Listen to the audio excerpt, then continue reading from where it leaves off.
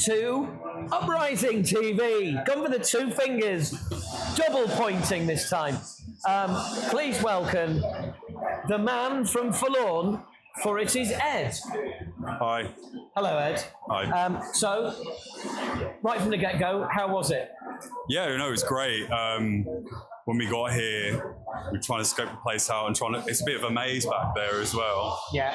We were trying to scope out, well, where are we playing? And we just sort of wandered into the big room. I was like, oh my God. Yeah. I was like, okay, well, that's quite a big stage. I was like, I hope there's, a decent amount of people in here. But yeah, no, it was amazing. Really, really grateful to have been able to play today. So I don't know about you, but I'm really grateful somebody shut a fucking door over there. Oh. People are actually going to be able to hear the interview now. Yeah. No, it is an amazing setup, and it's quite unique. I've talked to a lot of bands about this, the way the whole thing is set out. So, were you in the enviable position of people knowing who you were, and a swathe of people coming to the front? Was there, or was it a kind of like we've got some followers, but there's some people to be converted here? Was it a typical festival kind of thing? I didn't really know what to expect, to be honest with you. You've only really played in Leicester once before, and that was over at the Metal Monocle. Right. And so I was quite surprised that when we started doing our sound check and people were sort of sat down and waiting, and there were some people on the barrier already, and I was like, oh, interesting. And then finished our sound check. I went off stage to get changed and came back on. And I was just like, all these people were here. And I was like, oh my God. Oh, that is an awesome feeling, though, isn't it? I was just like, oh, better make sure this one's a good one then. No, it's funny because for me, that is oh wow, right, cool. That's I was not expecting that. Yeah. But it gives you that, for me, it gives you that little lift. For you, it was right, yeah. Let's go. Yeah. 11 out of 10 set time. yeah, absolutely. But it does though, doesn't it? Because it's that weird thing of crowd gives energy to band gives energy to crowd, and we've heard it all before. But it's true. That's why we've heard it all before. They're excited to see you. You walk out and go, fucking hell. Yeah. You're excited to see them. Yeah. And it comes together, doesn't it? Yeah, it does. Well, it's supposed to. Well, I feel like it did. I feel like it came together. I think we're just one of those bands, we've always found that when we play, people just sort of like what's going on? More so than, but it's just constant, what is going on for the whole set time. Yeah. For the whole gig. Yeah, but everyone's just in awe of what's happening, and I think that's quite nice in itself. Yeah. But we're fairly non-vocal on stage. It's more of an experience, so right. I think it's to be expected that people kind of stop and just stare. Now that's interesting. I'm if you're that end of the scale, then I'm that end of the scale. Yeah. I'm between songs, you just carry on entertaining, and then the song starts. Yeah.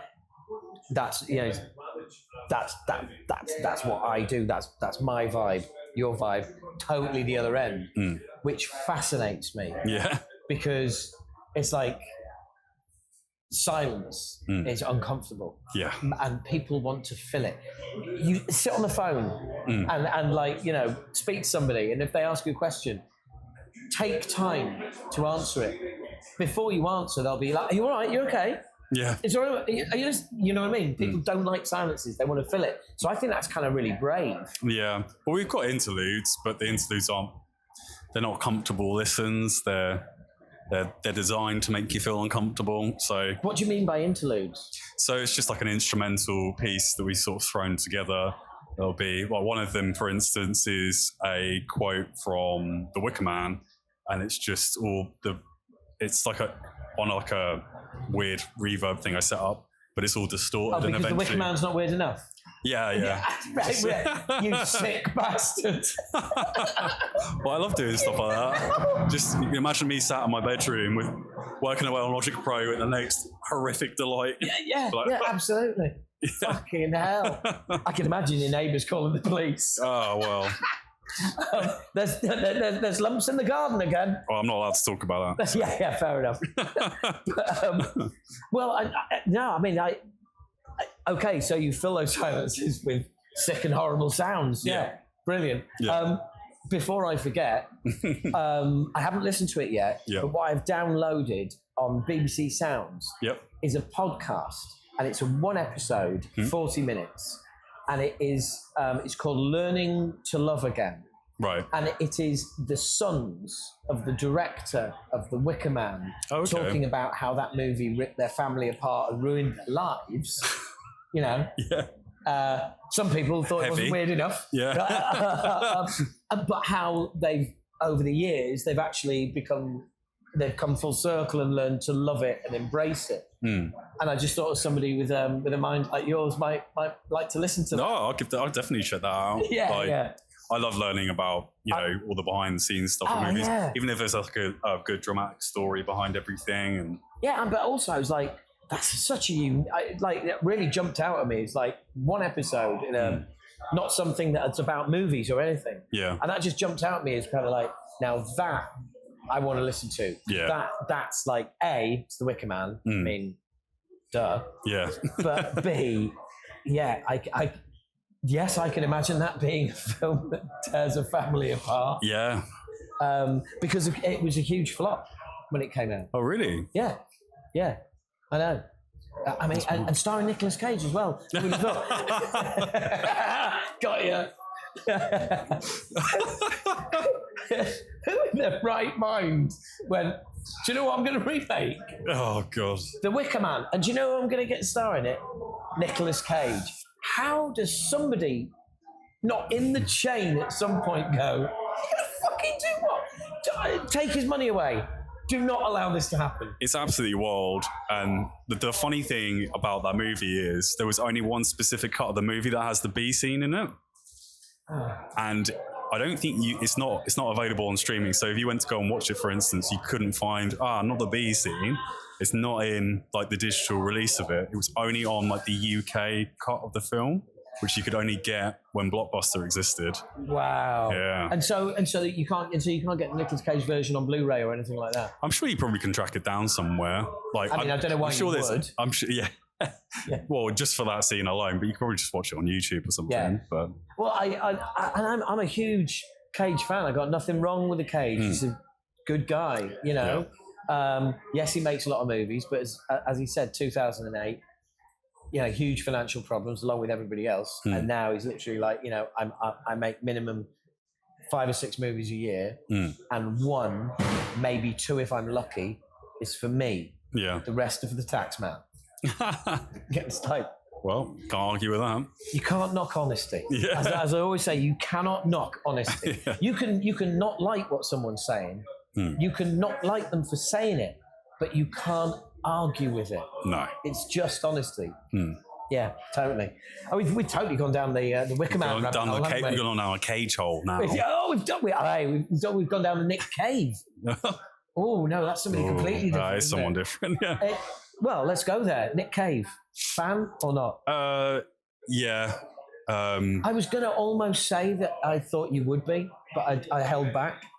There's one particular song that means a lot to me and my family. Oh, really? I think it's In Your Arms.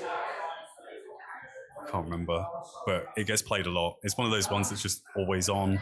Yeah. And I would absolutely know it and all the words if it's on, but I can't remember what it's called. Do you know what? Well, it's weird because if it is called In Your Arms, I kind of feel like I can hear it. Do you know what I mean? It's like it's like, is it that it's that Nick Cave song that even if you don't know Nick Cave, you know that song? Yeah, it's a bit of a ballad.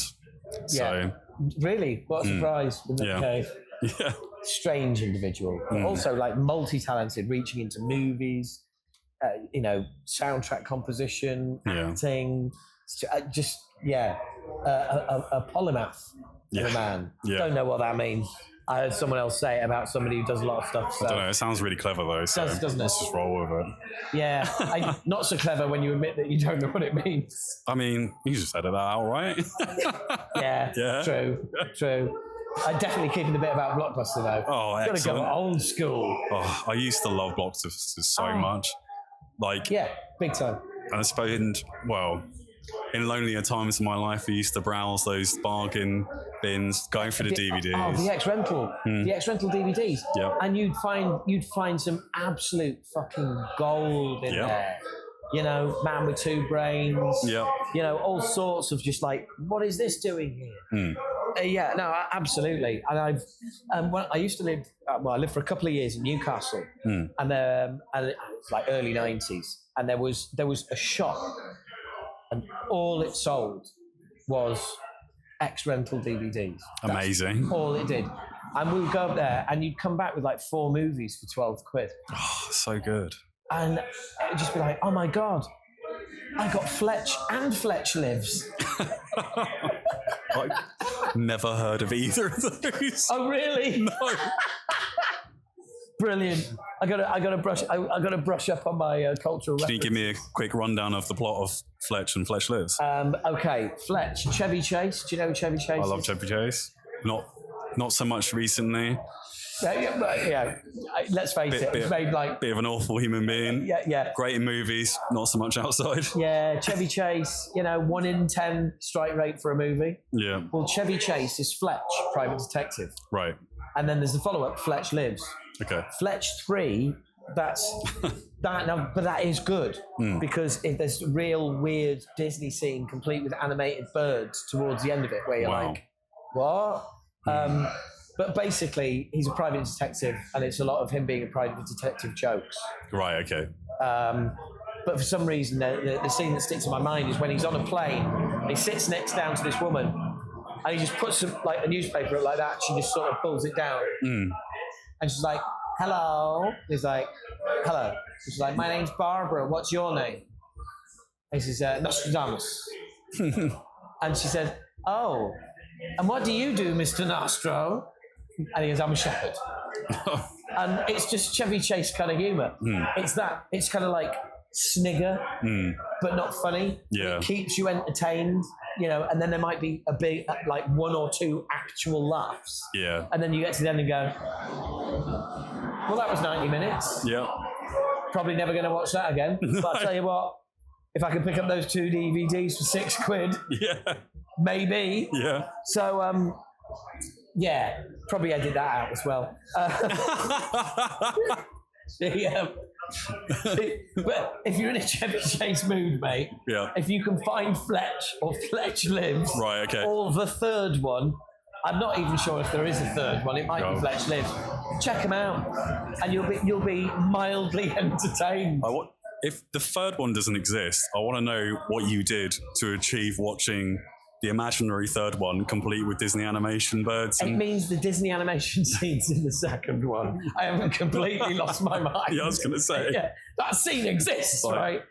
Don't question me on the Fletch. Where can I get some of this Fletch? Yeah. Where can I get me some Fletch? It's funny. I watched the original Ghostbusters that was on recently. It was on TV. Okay, yeah.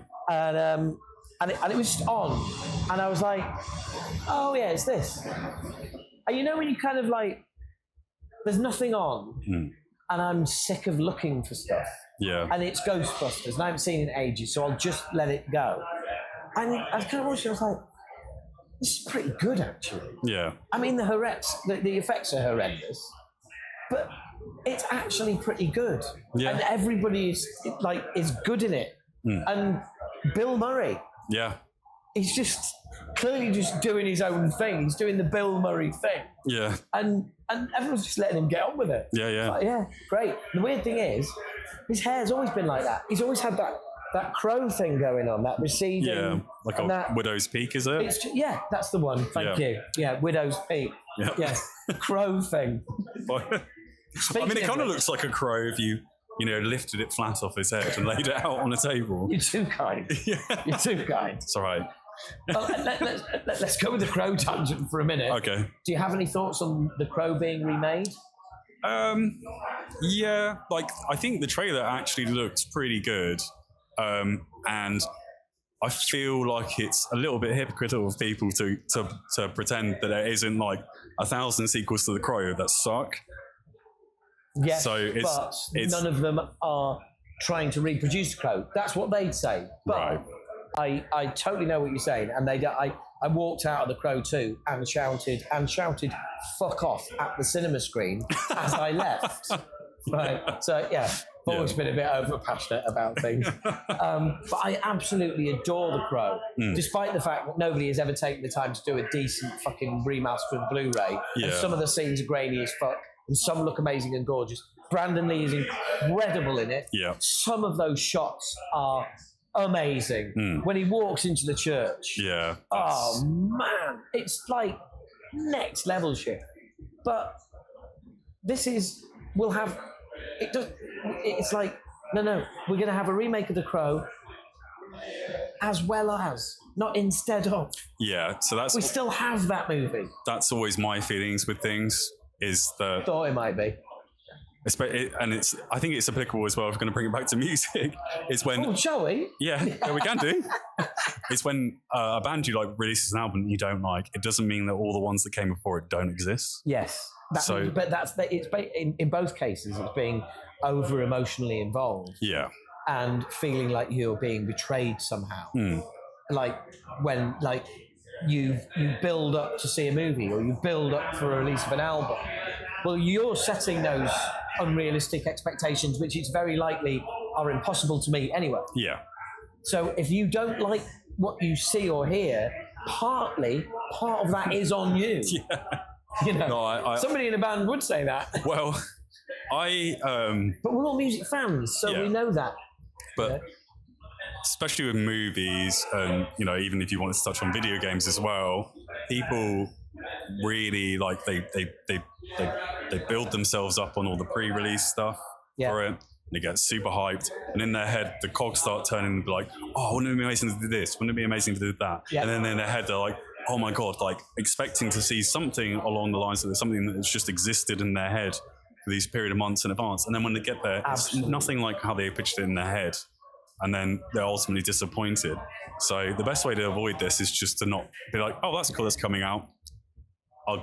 I'll engage with it when it's there." Well, you've made two really good points. Firstly, that's why the end of Game of Thrones got such a kicking.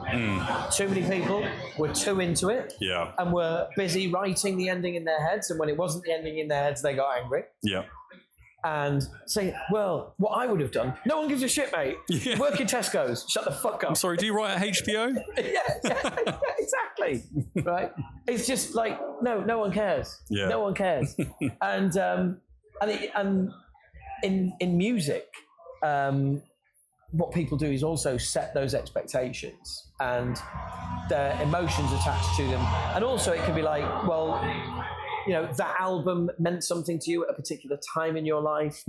And you're now carrying over that emotional involvement into the release of a completely different work of art that just happens to be by the same artist. You're just setting yourself up to fail, and that's why I don't watch trailers. If I want to see a movie and I know that I want to see that movie, not going to watch the trailer, not even a minute preview. I'm just, no. So recently, there was a film out called Abigail. I don't know. I was about to ask you to watch the trailer, but you don't watch trailers, so. I watched the movie last night. What did you think? I thought initially it was... Spoilers for Abigail. Yes, but good work. One of us here is a professional broadcaster, and one of us is me. Initially, I was really annoyed. I found the characters annoying and cliches. They were just cliches. And those cliches were then hammered home by the girl pointing out who they all are. Hey, dumb cinema goer, I'm going to explain to you who everybody is. And at that point, I'm like, they're meant to be here. This is a bit Usual Suspects at the moment. Kaiser Soze is going to get a mention. Oh, no, Kaiser's called Vlad in this movie. Found the first guy to die. I was really pleased about it because he was playing the role like he had a stroke instead of being cool. And then I found out that the movie's dedicated to him because the actor is dead. And I felt terrible. Because I was literally, when he died and he gets his head ripped off. More spoilers. I was like, results. And then, it turns out she did, and it turns out, and I also got flashbacks of Dusk Till Dawn. Yep. Oh, it's a different movie now, and there's just lots of different scenes. Very cool scene when Giancarlo Esposito gets killed. Oh. And he's stood behind him with the glasses on, and he's covered in blood. Yeah. And it was like, man, that's cool. Yeah. That is a cool visual. Honestly, it's one of those movies that now I know what it is. Yeah. I might go back and watch it again and give it more of a chance. Yeah. And I might find it less annoying to begin with, because I warmed to it, despite the fact I didn't really care what happened to any of them. So that's quite an achievement. Yeah. So I think, to answer your question. Yes. So what did you think? So it was all right then. I don't know. 2 out of 10. So the reason I bring that up is I found the movie really fun. Yeah. I didn't take it too seriously. I did watch the trailer, which is a mistake, absolutely, because it's classic, movie advertising blunder. Where like, here's the biggest plot twist in the film in the trailer. So in the trailer, they reveal that the little girl they're in the care of, so this isn't a spoiler, is a vampire. And I was just like, and I remember being like watching it, like the trailer, being like, why didn't they just tell me what the plot of the film is? Anyway, I persevered because I just wanted to do something on a weekday night, and I was like, it looks fun though, so I'll give it a go. Yeah. And I was like, it was a lot of fun, but I was just like, I'm so annoyed. Yeah. That they told you that she was a vampire in advance. But this is the thing with trailers as well. They put the best scenes in the movie in there, or they put the ending in there, or, and this is the worst thing, there's scenes in the trailers that aren't in the movie. Yeah. And they're like, what the fuck's going on? So how is the person who's you're trying to set the expectation for supposed to actually enjoy the product when they get there? Yeah, absolutely. And also, it's like, surely you go in if you've seen the trailer going, yeah, when she's turning into a vampire? Yeah. This is dragging a bit, isn't it? Yeah. Because it's not until about 45 minutes into that film where they actually find out that she's a vampire. So and I'd kind of figured it out as well. Oh, yeah. But also, it's not that kind of movie. No. But initially, especially the music has hints of Usual Suspects about it. Yeah. And I was like, guys, I've got the message here. Yeah, I've definitely got the message here. And it was enough of a nod to make, not too much of a nod to make me think, I wish I was watching Usual Suspects. You know that, when the movie does a homage and you think, yeah, no, I wish I was watching that. Yeah. It's like, it just, the whole thing collapses around it. It's like, oh, God. Never, ever watch the Guy Ritchie movie, Revolver. Oh, no. Okay. It's the worst thing I've ever seen. Okay. I went with my girlfriend. I nearly said sister then. It's not the same thing. Oh, yeah. It's not the same thing, kids. I'm not going to say anything. But my girlfriend, there was about 20 minutes left, and my girlfriend had fallen asleep. And I went to wake her and thought, that'd be cruel. No, I let her sleep. And instead, I just drove home punching the steering wheel. It's just, imagining it was Guy Ritchie's face. It was just fucking horrendous. Oh my God. It really was. It really was. So anyway, got an album out? Not yet. We may or may not have one ready to go. So you've got one ready to go then? Maybe. Yeah. Oh, right, okay. Might there be a label out there that you might be on or might be showing interest?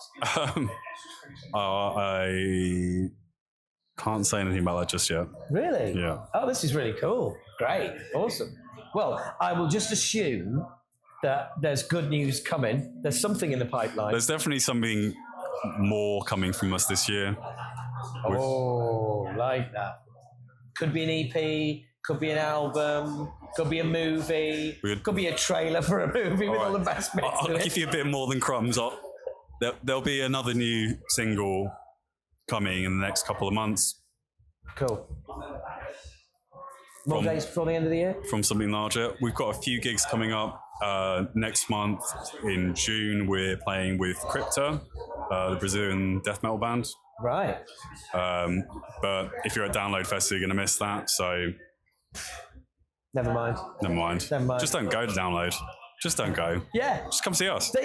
Don't go download. Come to Uprising. Go see them. There you go. What a perfect message. What a great way to end the interview.